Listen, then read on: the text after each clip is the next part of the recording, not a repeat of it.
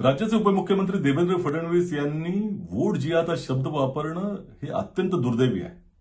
खऱ्या अर्थानं बाबासाहेब आंबेडकरांनी जे संविधान दिलं त्या संविधानामध्ये प्रत्येक व्यक्तीला मतांचा जो अधिकार दिलाय त्या अधिकाराचा हा अवमान आहे, संविधानाचा अवमान आहे आणि तो देखील संविधानिक पदावर बसलेल्या व्यक्तीनं आणि जी संविधानाच्या आधारे शपथ घेतलेली आहे देवेंद्र फडणवीसजींनी त्या शपथेचा हा भंग आहे.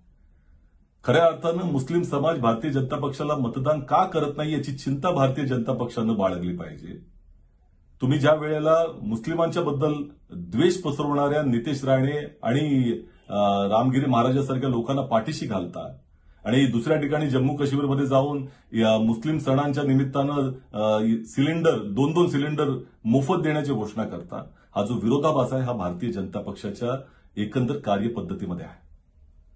तुम्हाला जर मुस्लिम मतं पाहिजे असतील तर पहिल्यांदा हे रामगिरी महाराज किंवा नितेश राणे किंवा ती जी काही माणसं सोडलेली आहेत तुम्ही द्वेषपूर्ण विधान करण्याचा त्यांना पाठीशी घालणं सोडून द्या.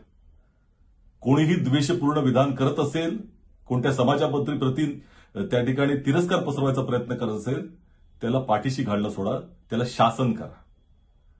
तुम्हाला जर त्या ठिकाणी धार्मिक विद्वेष करणारा कोणताही व्यक्ती आढळला तर त्याला गजाआड पाठवण्याची हिंमत बाळगा. आणि हे जर होत नसेल तर तुम्ही या पद्धतीनं आकांडतांडव करण्यात काही अर्थ नाही.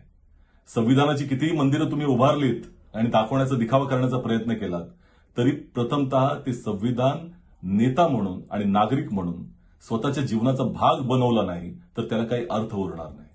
मी मुद्दामून देवेंद्र फडणवीस साहेबांना त्यांनी घेतलेली जी मंत्रिपदाची शपथ आहे ती आठवण करू देऊ इच्छितो की कायद्याद्वारे स्थापित झाले आहे अशा भारतीय संविधानाबद्दल मी खरी श्रद्धा व निष्ठा बाळगेन. मी भारताची सार्वभौमता आणि एकात्मता उन्नत राखीन आणि संविधान व कायदा यानुसार सर्व तऱ्हेच्या लोकांना मी निर्भयपणे व निस्पृहपणे तसेच कोणाच्या विषयी ममत्व भाव व आकस न बाळगता न्याय वागणूक देईन. साहेब, तुमच्याकडे न्याय वागणूक नाही. तुम्ही एकात्मतेसाठी खऱ्या अर्थानं प्रयत्न करत नाही आणि संविधानाबद्दल खरी श्रद्धा व निष्ठा बाळगत नाही. हेच कारण आहे की मुस्लिम लोक तुम्हाला मतदान करत नाही.